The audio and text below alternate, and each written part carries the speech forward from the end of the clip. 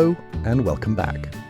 This week we have the message from Johnson, originally titled, How's Your Mind? It could be renamed as Rewiring Your Brain Against Negative Thoughts, or even, Is Romans 12 just about cognitive reprogramming? I don't know myself. Have a listen and you decide. I hope you find this podcast interesting, and if you do, give us a like so we know. God bless. See you next time.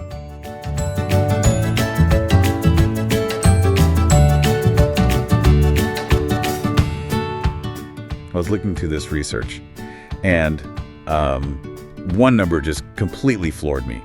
Between 50,000 and 70,000. Yeah, that's a massive number. Right. That is how many thoughts the average human has every single day. It's just a staggering amount of mental traffic to deal with. It really is. But the scary part isn't even the volume. Psychologists suggest that up to 80% of those thoughts are negative. Wow. Yeah, so if that's true, I am basically bullying myself all day long. It definitely explains a lot about the human condition, I think.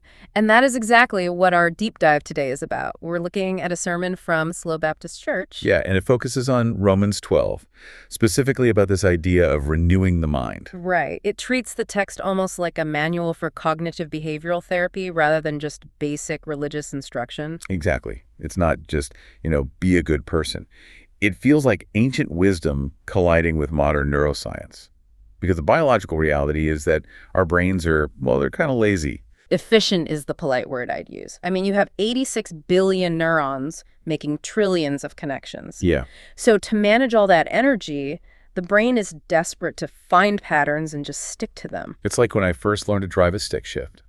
I remember being terrified, sweating, watching the RPMs, clutching the steering wheel. Total focus. Total focus. Now, and I could drive home and honestly not remember the trip at all. Because that's your brain on autopilot. It has mapped those neural pathways. Or think of it like learning complex guitar chords. At first it's awkward, but eventually it's just muscle memory. Right. And the core insight from the source is that your spiritual life works the exact same way. If you aren't intentionally training those pathways, your brain just defaults to the path of least resistance. And in this context, the path of least resistance is what the speaker calls conforming. Right, which isn't just wearing the same clothes as everyone else. Yeah, it's much deeper. It's letting your autopilot be programmed by the world. Social media, the 24-hour news cycle, fear, outrage. So if you are not actively choosing your thoughts, the algorithm is basically choosing them for you. Precisely.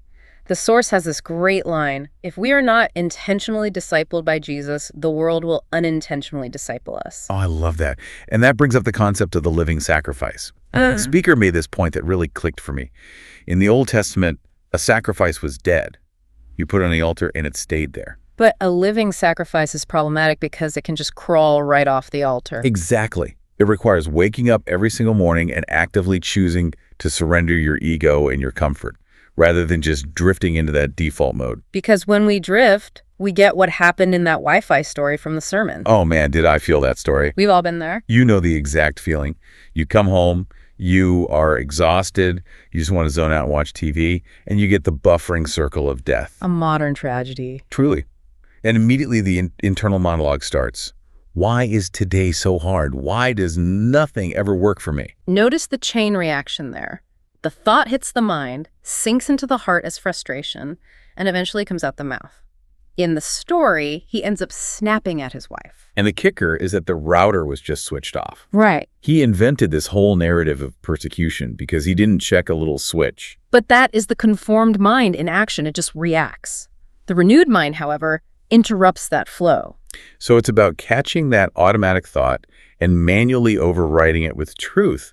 Like if the world says your value is your job title, you swap it with the biblical view of identity. Exactly. Or when anxiety tells you to panic and that you're alone, you overwrite it with the belief that God is with you. If the world says micromanage, you choose to serve. It's like a software patch. Oh, that's a great way to put it. Just look at Jesus in the wilderness. He's starving. He's being tempted with physical needs like bread or pride, like jumping from the temple. Or power, right. The kingdoms of the world without the cross. Right. And he didn't just grit his teeth and rely on willpower. He quoted specific scripture. He had the code ready. He had internalized it completely. So when the pressure came, his autopilot wasn't fear or ego, it was truth. He didn't have to think about it. So this isn't a one-time decision. It is a daily, repetitive rewriting of our internal code until the truth becomes the new normal. It is. It's a continuous process, and that leaves us with a pretty provocative thought to chew on. Yeah, the idea from the source is that we are always being trained by something. Always. So if you looked at your automatic reactions from the last 24 hours, the things you said or felt, without even thinking, who or what would you say is currently training your mind? It is definitely something to think about. It really is. Thanks for joining us for this deep dive.